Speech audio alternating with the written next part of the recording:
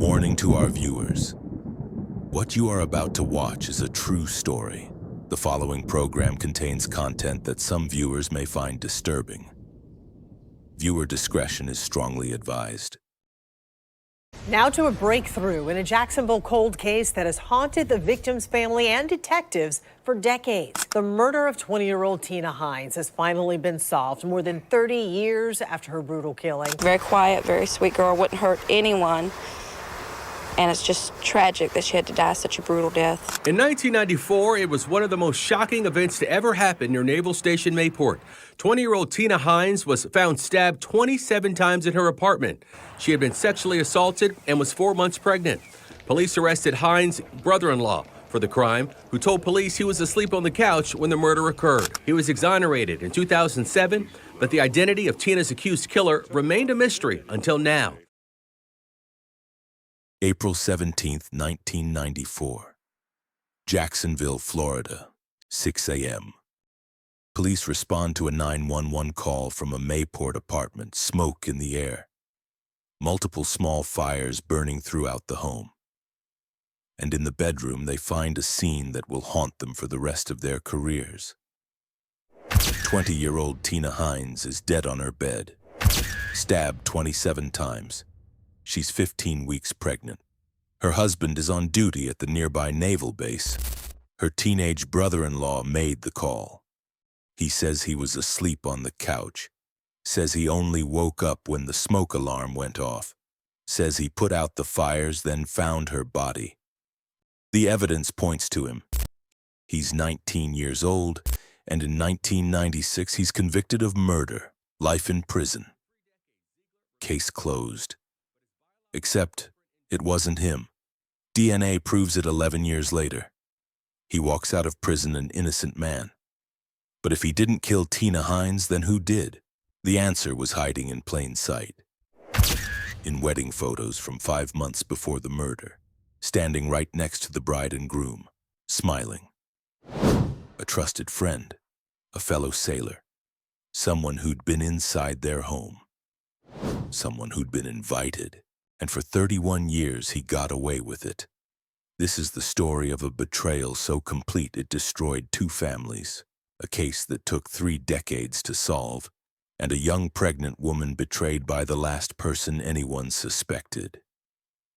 Before we continue, please be advised that this case involves the murder of a young pregnant woman and includes details of sexual assault and violence. What you're about to hear is a real crime that devastated real families. Some viewers may find this content deeply disturbing. Viewer discretion is once again strongly advised. Welcome to the Shadow Files crime series. Tonight we venture into a nightmare so evil, it defies comprehension. Take a moment to hit subscribe, drop a like, and please let us know where you're watching from. And now, we begin. Spring 1994. America was in a period of transition. The Cold War was over. The tech boom was just beginning. In living rooms across the country, families were watching the O.J. Simpson case unfold in real time, a brutal crime that would dominate headlines and change how America viewed celebrity justice and domestic violence. But while the nation fixated on a murder in Los Angeles, another brutal crime was about to unfold in Jacksonville, Florida. One that would receive far less attention, one that would take 3 decades to solve. Jacksonville's naval station at Mayport was a bustling hub in 1994, one of the Navy's most important installations on the East Coast. Young service members were stationed there, often bringing their families, building lives in military housing and nearby apartment complexes. It was a tight-knit community built on shared sacrifice and mutual trust. In military communities like Mayport, bonds form quickly. Sailors serve together, deploy together, rely on each other in ways civilians often don't understand. Their spouses form their own networks, supporting each other through deployments, through the challenges of military life, through the loneliness that comes when your husband is out at sea for months at a time. Trust is everything in these communities. You trust your shipmates with your life. You trust your neighbors to watch your family while you're deployed. You trust your friends because, in a world of constant uncertainty and relocation, those friendships become your anchor. But what happens when that trust is betrayed? What happens when the danger doesn't come from outside the community but from within it? What happens when the person you trust most becomes the person you should have feared? In April 1994, Tina and Jeremy Heins were about to learn the answer to that question in the most horrific way imaginable.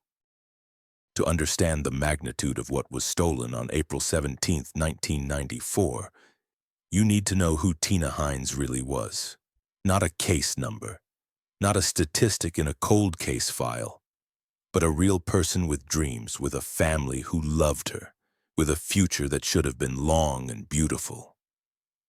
Tina Livernash was born in Wisconsin, where the winters are brutal and the people are warm. She was raised in a close-knit family that prioritized faith, education, and love above all else. Her parents invested everything they had into giving her opportunities, sending her to Catholic school, instilling values that would shape the young woman she became. Those who knew Tina in those early years remember a girl with an infectious smile, warm, kind, the type of person who made everyone around her feel seen and valued. She wasn't just going through the motions of teenage life. She was building genuine friendships, creating memories, living fully. Her friends remember her laughter echoing through school hallways. They remember her loyalty, the way she showed up for people when it mattered. Tina was the kind of daughter every parent hopes to raise. She called home regularly, shared her life, made her parents proud not through grand achievements, but through the simple act of being a good person.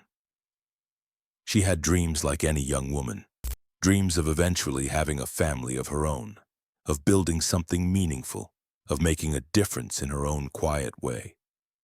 But then, like so many young people do, Tina fell in love. She met Jeremy Hines, a young sailor with his own dreams of serving his country in the United States Navy. Their connection was genuine, built on mutual respect and a shared vision for their future together. Jeremy was stationed far from Wisconsin, but love has a way of transcending distance. For Tina, the choice became clear. She would leave everything familiar behind and start a new chapter in Jacksonville, Florida. And this is where we need to pause and acknowledge something that often goes unrecognized: the sacrifice military spouses make. Tina was 20 years old when she left Wisconsin. She left her parents, her childhood friends, her entire support system. She moved to a state where she knew virtually no one, to a military community with its own culture and challenges. She did this because she loved Jeremy, yes, but also because she understood what it meant to be a Navy wife. The uncertainty, the constant separations, the resilience required to build a life around deployment schedules and duty rosters. Tina and Jeremy made their home in the Heron Point Apartments in Mayport, near the naval station where Jeremy was stationed aboard the USS Leyte Gulf. She was building a life in this new place, creating a home out of a small apartment, learning to navigate the unique challenges of military life. November 1993. Tina and Jeremy decided to get married. It was a courthouse ceremony, small, intimate, nothing extravagant. They didn't need a big production. What mattered was their commitment to each other, their promise to build a future together. A small group of close friends attended, fellow sailors from Jeremy's ship, people they'd grown to trust in this tight-knit military community. It was a simple celebration of love and commitment. As 1993 turned to 1994, Tina settled into married life. She managed their household while Jeremy fulfilled his duties on base. She was working, contributing, building their foundation, and then came news that would transform everything. Tina was pregnant, 15 weeks along by April 1994. The joy in that small apartment must have been overwhelming. They were going to be parents. Tina and Jeremy were planning for their baby, picking out names, imagining what their child would look like, dreaming about the future they would give this new life. Tina was experiencing all those small miracles of early pregnancy, the first movements, the growing reality that soon there would be 3 of them instead of 2. Around this same time, Jeremy's younger brother, Chad, had recently moved to Jacksonville. He was 19 years old, trying to get established in a new city, and Tina and Jeremy opened their home to him. Chad stayed on their couch temporarily while he figured out his next steps. And this is telling of who Tina was. She welcomed her brother-in-law into their small apartment without hesitation. She made him feel like family, not an imposition. She was the kind of sister-in-law who made people feel at home. Picture her in those early months of 1994, a 20-year-old woman with everything ahead of her, making dinner in a small apartment kitchen, calling her parents in Wisconsin to update them about the pregnancy, their first grandchild, kissing her husband goodbye when he left for duty at the naval station, placing her hand on her growing belly and wondering if the baby would have her eyes or Jeremy's, making plans for a nursery they'd somehow fit into their modest military housing. This wasn't just a case file. This wasn't just a victim. This was Tina Hines, a daughter whose parents were awaiting their first grandchild with joy they could barely contain. A wife who'd sacrificed everything familiar to build a life with the man she loved. An expectant mother who would never get to meet her baby, never get to hear that first cry, never get to experience the weight of her child in her arms. Someone who made people feel welcome. Someone who opened her home and her heart. Someone whose only crime was trusting the wrong person. Tina Hines mattered. Her baby mattered. And what happened to them in the early morning hours of April 17, 1994, would haunt everyone who knew them for the rest of their lives. April 16, 1994. A Saturday evening like any other in the Hines household. Jeremy Hines reported for overnight duty at Naval Station Mayport, routine for sailors stationed at the base. It was the kind of shift that had become normal in their marriage. Tina had learned to adapt to these absences, to the reality that her husband's service to his country sometimes meant sleeping alone. That night, Chad Hines was in the apartment, settled on the living room couch where he'd been staying temporarily. Tina went to bed in the room she shared with Jeremy, 15 weeks pregnant, in the home she'd made with her husband. Everything seemed normal, safe, routine. But someone else knew Jeremy wouldn't be home that night. Someone else knew Tina would be vulnerable, alone except for her teenage brother-in-law sleeping in the next room. Someone else was planning something unthinkable. Sometime in the dark hours before dawn, that person entered the apartment. And what happened next was an act of unspeakable violence. Tina Hines was sexually assaulted in her own bed, the bed she shared with her husband in the home where she should have been safe. Then she was stabbed, not once, not twice, 27 times. 27 brutal wounds inflicted on a defenseless pregnant woman. The brutality wasn't random, it was personal, rage-filled, intimate in its horror. This wasn't some stranger who broke in looking for valuables and panicked. This was someone who wanted to destroy her, someone who knew her. And that makes what happened next even more chilling. After the attack, the perpetrator set multiple fires throughout the apartment, small blazes in different locations, a deliberate attempt to destroy evidence, to cover tracks, perhaps even to kill Chad Hines in the process and eliminate the only potential witness. 5:45 a.m. The smoke alarms began to scream. Chad Hines jolted awake on the couch, confused, disoriented. Smoke was filling the living room. Small fires were burning in multiple locations throughout the apartment.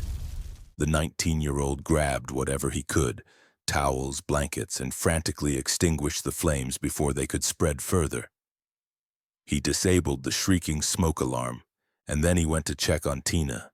What Chad Hines found in that bedroom would haunt him for the rest of his life. His sister-in-law was on her bed covered in blood. The scene was horrific, beyond anything a 19-year-old should ever have to witness, beyond anything anyone should have to see. Chad called 911, his voice shaking, trying to explain what he was seeing, trying to process the impossible nightmare unfolding before him. Just after 6 a.m., Jacksonville police and fire departments responded to the Heron Point apartments. First responders entered to find Tina Hines still on her bed. She was pronounced dead at the scene. The medical examiner would later document every detail. 27 stab wounds, evidence of sexual assault. The multiple fire points throughout the apartment, clear indicators of attempted arson. But here's what made investigators pause. The apartment showed no signs of forced entry, no broken windows, no jimmied locks, no kicked-in doors. Whoever did this, Tina might have let them in, or they had a key, or they knew exactly how to get inside without leaving evidence of a break-in. Think about what that means. This wasn't a random attack. The perpetrator either had access to the apartment or was someone Tina trusted enough to open the door for in the early morning hours. Jeremy Heins was notified at the naval station. In the span of a single phone call, his entire world collapsed. His wife was dead. His unborn child was gone. In one night, every dream they'd built together was stolen. Chad Hines sat in that apartment, traumatized, trying to process what he'd witnessed, trying to understand how someone could have committed such violence just feet away from where he slept, trying to reconcile the fact that he'd been there, in the next room, and hadn't heard anything until the smoke alarms woke him. The tight-knit military community at Mayport was rocked. This was a place where people looked out for each other, where families felt safe, and now one of their own had been brutally murdered in her own home. The questions were immediate and terrifying. Who could do something like this?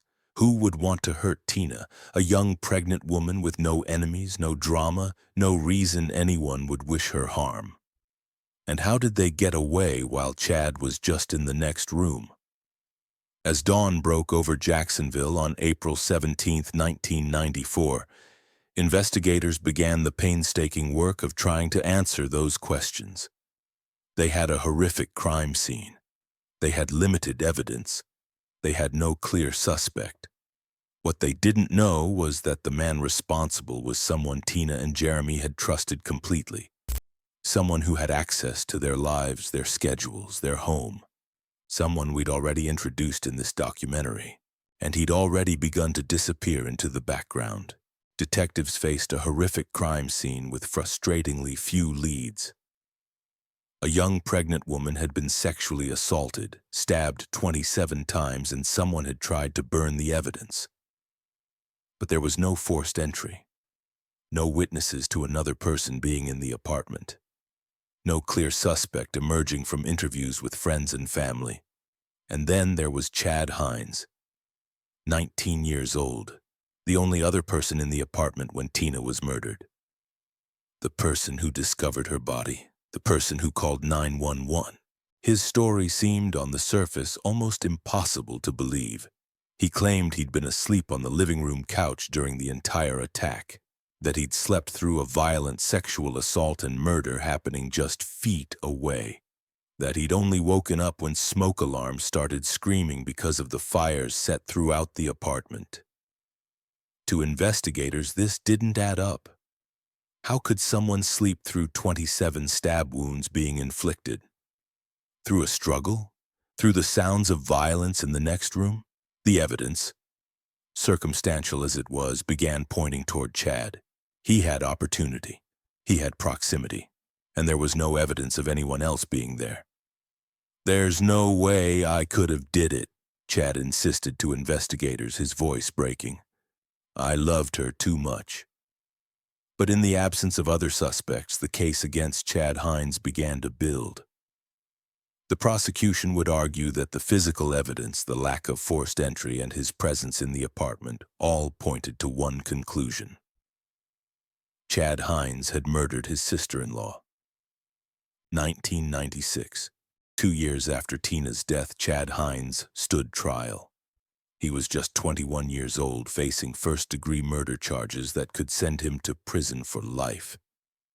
The prosecution's case was built on circumstantial evidence. Opportunity, he was there. Proximity, he was in the next room. And perhaps most damaging, the absence of any alternative suspect. No one else could have done this, they argued. No one else was there.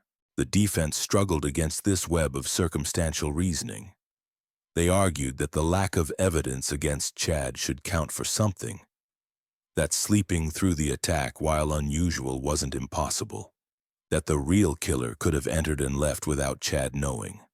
But without an alternative suspect to point to, without physical evidence to exonerate their client, the defense was fighting an uphill battle.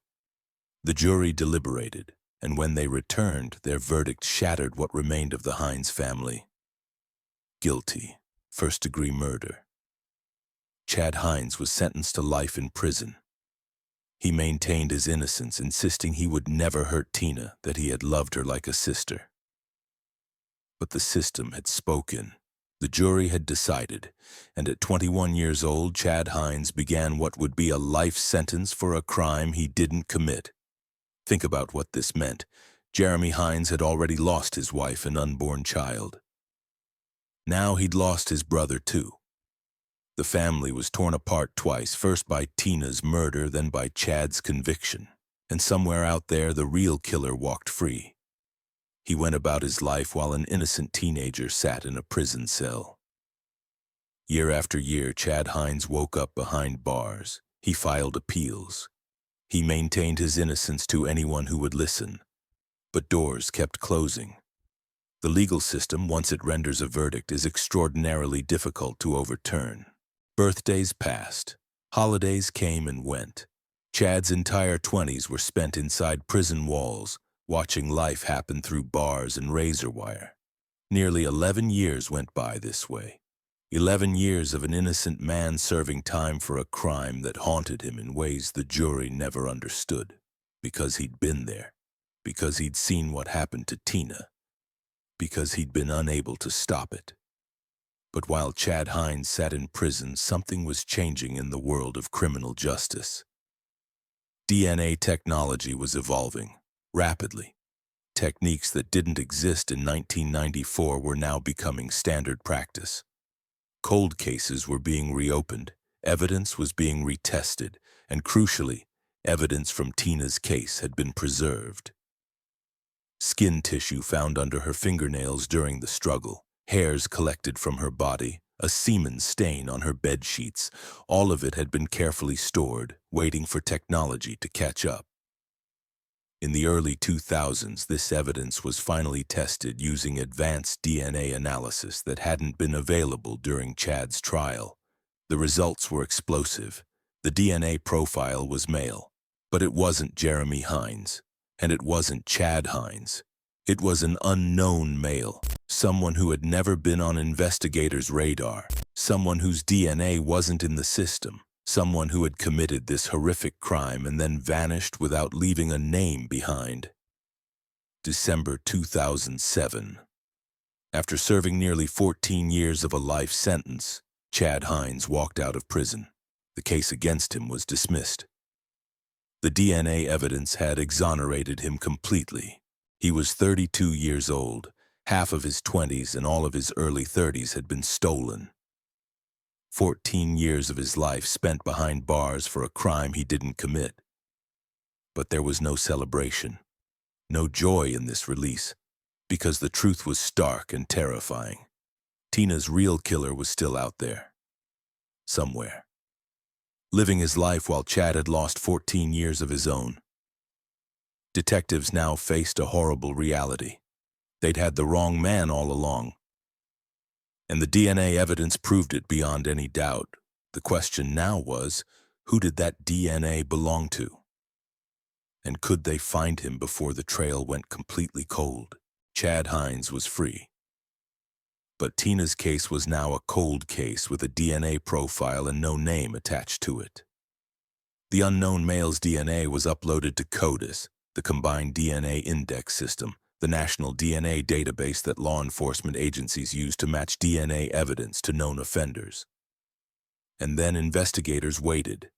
They ran the profile weekly, searching for a match, hoping that somewhere, somehow, this person's DNA would appear in the system, week after week, month after month, year after year. No match, no match, no match. Investigators didn't give up.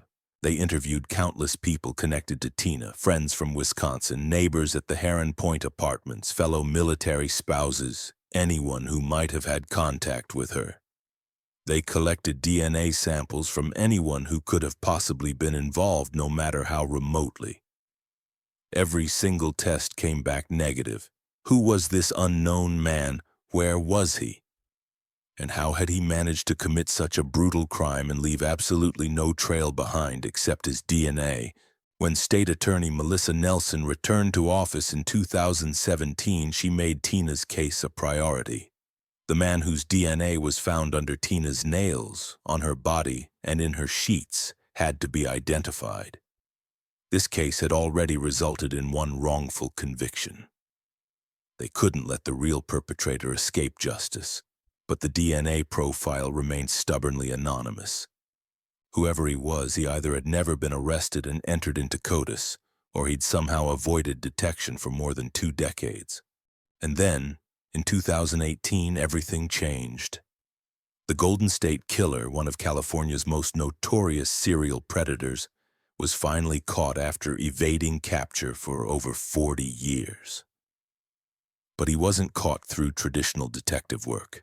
He was caught through a revolutionary new technique: forensic genetic genealogy.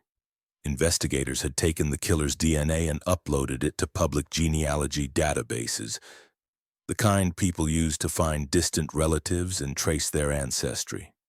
By building out family trees and tracing lineages, they'd narrowed down potential suspects until they found their man. The technique sent shockwaves through law enforcement. Suddenly, cold cases that seemed impossible to solve had a new pathway forward. Florida investigators saw a possibility. Could this technique work for Tina's case? 2021. On the recommendation of the Florida Department of Law Enforcement, the remaining DNA evidence from Tina's murder was sent to Othram Labs in Texas, a specialized laboratory that had become renowned for extracting DNA profiles from minute samples that other labs couldn't process. This was a race against time. The evidence was nearly 3 decades old. DNA degrades. Would there be enough genetic material left to build a usable profile? Othram Labs went to work, and against the odds, they successfully developed a comprehensive DNA profile from the degraded evidence. Now came the painstaking part. Forensic genetic genealogists began building family trees. They uploaded the DNA profile to genealogical databases and started tracing lineages backward through generations, looking for connections, finding distant relatives, building branches of family trees and following them forward through time. It was meticulous work, weeks of research, dead ends and promising leads, tracing marriages, births, relocations, following surnames through census records and public documents. And then finally they identified a likely match. The name was given to Jacksonville detectives and forensic experts, who immediately began the process of confirmation. They needed to be absolutely certain. They collected reference DNA samples from potential relatives. They compared the profiles, and when the confirmation came back, it sent shockwaves through the entire investigation.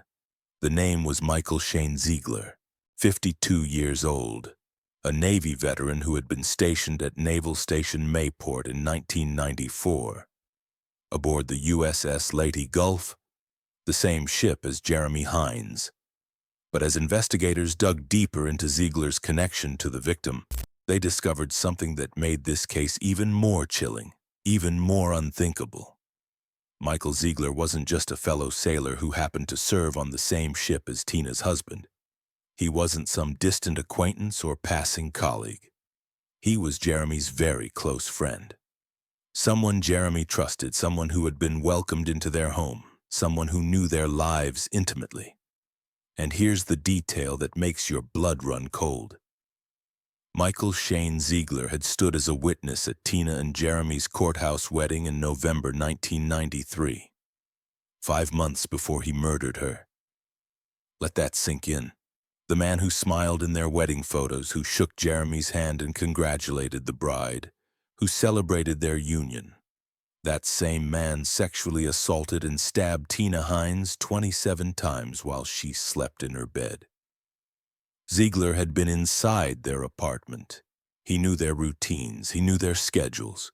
He knew exactly when Jeremy would be on overnight duty at the naval station. He knew when Tina would be alone, vulnerable, with only Chad sleeping in the living room. This wasn't a stranger. This wasn't some random attack. This was a betrayal of the deepest kind. I was totally surprised. She was a quiet person. She loved life, and we were both happy. Well, I thought my brother did it until the Innocence Project got him out. Jeremy says he and Ziegler stopped talking soon after Tina's death, but he says he never imagined his own friend could be behind it. For 31 years, Michael Ziegler had lived a quiet life.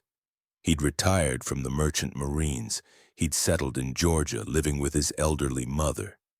He'd walked among society as if he'd never committed an unspeakable act of violence, as if he'd never destroyed 2 families, as if he'd never let an innocent teenager go to prison for 14 years while he remained free. While Chad Heins lost 14 years of his life behind bars, Ziegler lived his. While Jeremy Hines struggled with unimaginable grief, burying his wife and unborn child, Ziegler carried on. While Tina's parents in Wisconsin waited desperately for answers, wondering who could have done this to their daughter, Ziegler remained silent. He'd hidden in plain sight all this time. But as State Attorney Melissa Nelson would later say, for 3 decades, Ziegler remained under the radar, but his biological footprint endured. And with persistence and advancements in science, we finally caught up to him and caught him. DNA doesn't lie, and it doesn't forget. After 31 years, the wedding witness was finally going to face justice for what he'd done. August 28, 2025. 31 years after Tina Hines was murdered, a Duval County grand jury convened to hear the evidence against Michael Shane Ziegler. Prosecutors presented the DNA match, irrefutable scientific evidence linking Ziegler to the crime scene, to Tina's body, to the sexual assault. They presented the timeline showing Ziegler's access and opportunity. They presented the connection. This wasn't a stranger, but someone who knew exactly when Tina would be vulnerable.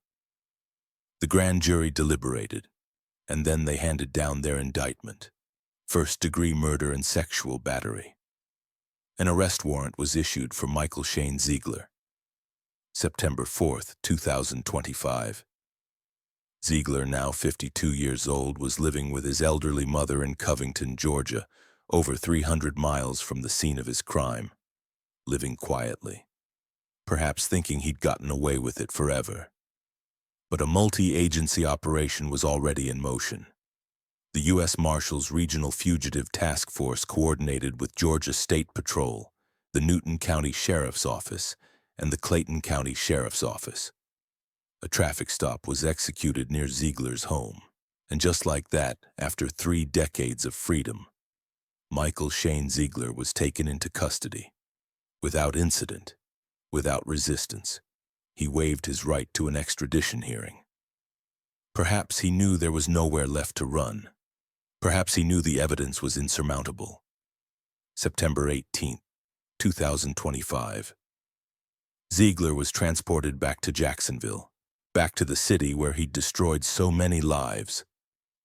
He was booked into the Duval County Jail and held without bond, October 14th, 2025. Standing before a judge, Michael Shane Ziegler entered his plea: not guilty. As of this recording, he awaits trial for crimes committed 31 years ago. The legal process will now unfold as it should have in 1994, with the actual perpetrator facing justice. But let's not forget the devastation left in the wake of this crime. Jeremy Heins lost his wife, his unborn child, and years of relationship with his brother while Chad sat wrongfully imprisoned.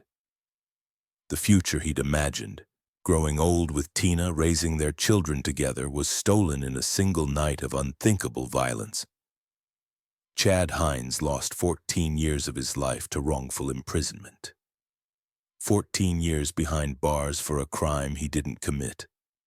14 years of trauma, of insisting on his innocence while the world had already decided his guilt. Tina's parents in Wisconsin never stopped seeking answers. They buried their daughter and their grandchild. They established a scholarship in her name, and they waited for 3 decades for the truth to finally emerge. A military community that prided itself on brotherhood and trust was shattered by betrayal from within. The man who smiled at Jeremy and Tina's wedding, who was welcomed into their home, who knew their lives intimately. That man became the monster who destroyed them. While evil tried to erase Tina Hines from this world, those who loved her refused to let her be forgotten. The Tina Livernash Memorial Scholarship was established by Tina's family in Wisconsin. It helps low-income students attend the Catholic school Tina once attended, the same school where she learned the values of faith, kindness, and compassion. Her name lives on through education, through hope, through opportunity. As the Jacksonville Sheriff's Office said, while Ziegler cut Tina's life short, her legacy lives on. Tina Hines was 20 years old. She was 15 weeks pregnant. She trusted the wrong person, and it cost her everything. For 31 years, her killer walked free while an innocent man paid the price. This case reminds us that evil doesn't always announce itself. Sometimes it wears a familiar face. Sometimes it stands beside us at our weddings. Sometimes it smiles while hiding unspeakable darkness. But this case also reminds us that science, persistence, and dedicated investigators never stop fighting for the truth. DNA doesn't lie. DNA doesn't forget. And eventually justice finds its way home. Tina Hines mattered, her baby mattered, and now, finally, the man accused of taking them from this world will face the consequences. Rest in peace, Tina, the world hasn't forgotten you. If you enjoyed this content, join our community by subscribing and turning on notifications. Every subscriber makes it possible for us to keep creating content we're passionate about sharing with you.